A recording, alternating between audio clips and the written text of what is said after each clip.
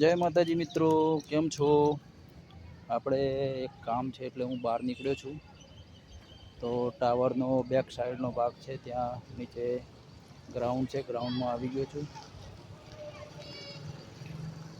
અને થોડું કામ છે એટલા માટે એક શોપમાં જઈ રહ્યો છું.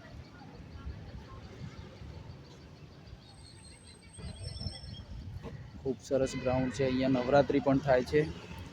તમને નવરાત્રિ પણ બતાવીશું લાઈવ.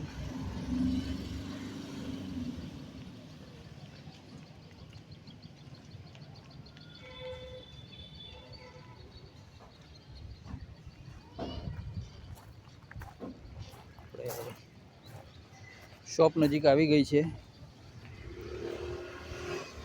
હવે શોપમાં થોડું કામ છે એટલા માટે જાઉં છું. અને આ દેશી બાવળ છે, આવી ગયા.